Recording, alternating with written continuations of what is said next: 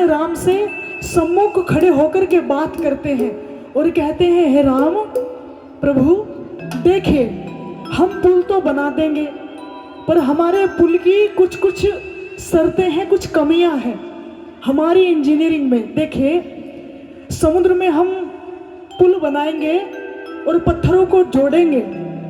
उन पत्थरों की जैसी सामर्थ्य होगी, एक पत्थर का भार दूसरे पत्थर पर, दूसरे पत्थर का भार तीसरे पत्थर पर, और अंतिम पत्थर का भार हम रावण की लंका के तट पर, समुद्र के उस तट पर टिकाएंगे। पुल बनकर के तैयार हुआ।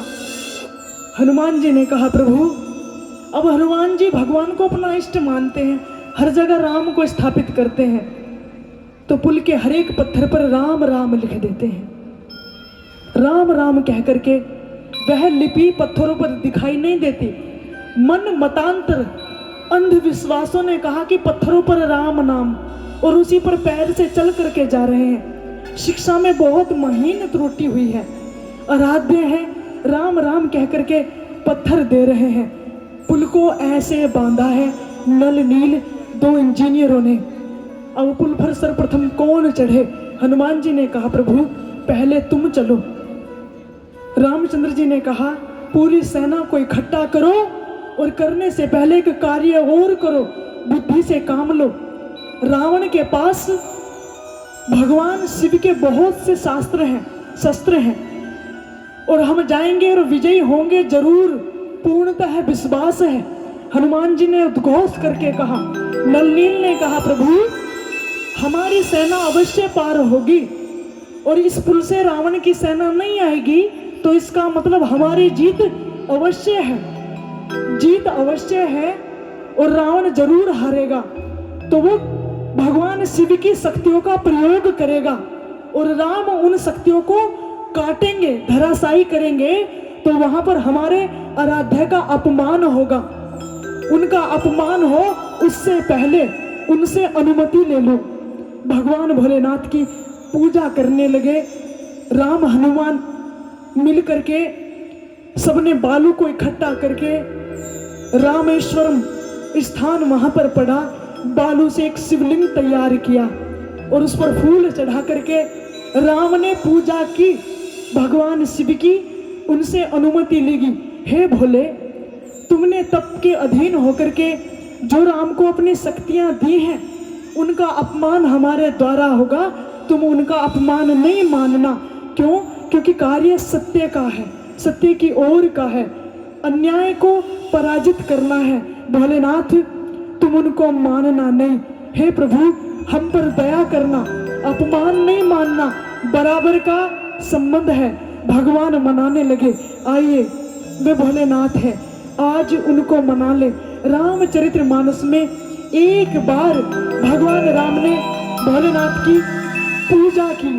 पूरी सेना भगवान की ओर, कैलाश की ओर हाथ करके मनाने लगी भोलेनाथ को। आइए हम भी मनाते हैं। शत्रु से लड़े उससे पहले भगवान भोलेनाथ को मना लेना चाहिए। बोलो शंकर भगवान की। प्लास्टिक में पैक कर करके खाओगे तो यह शरीर जो प्रकृति है ना, ये तुम्हें ठुकरा देगी। जिसका जहां से जन्म हुआ है उसका पोषण भी वहीं से करना है। यह है आर्यव्रत की शिक्षा, प्रकृति के अनुकूल चलना, क्योंकि शरीर प्रकृति का देन है।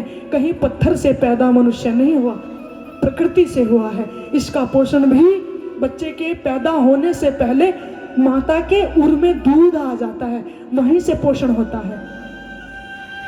ये नियम है, सिद्धांत है, ये शिक्षा है आर्यव्रत की, इसको भूलना नहीं।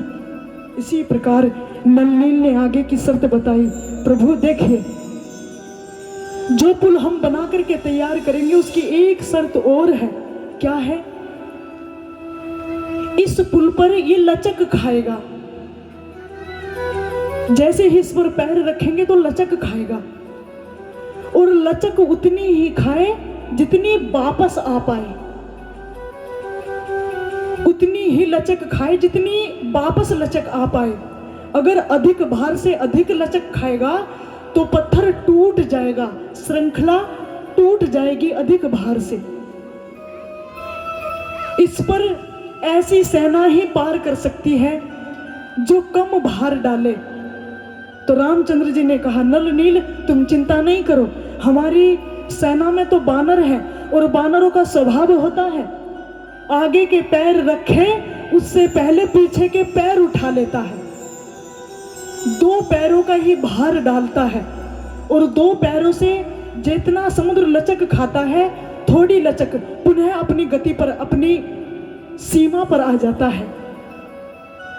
राम की सेना जाएगी तो जरूर, पर उधर से रावण की सेना नहीं आएगी। क्यों? क्योंकि रावण की सेना में घोड़े, हाथी और बलवान पशु हैं।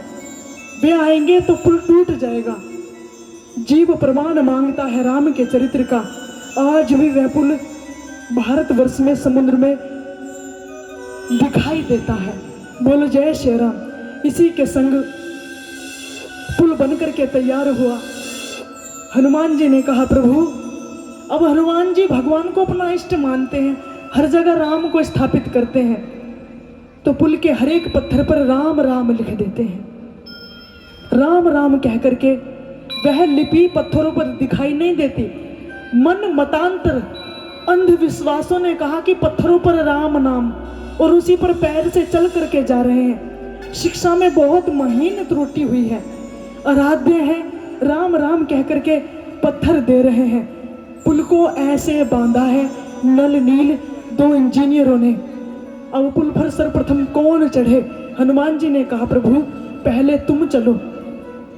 रामचंद्र जी ने कहा, पूरी सेना को इकट्ठा करो और करने से पहले एक कार्य और करो, बुद्धि से काम लो। रावण के पास भगवान शिव के बहुत से शास्त्र हैं, शस्त्र हैं, और हम जाएंगे और विजयी होंगे जरूर, पूर्णतः विश्वास है। हनुमान जी ने उद्घोष करके कहा।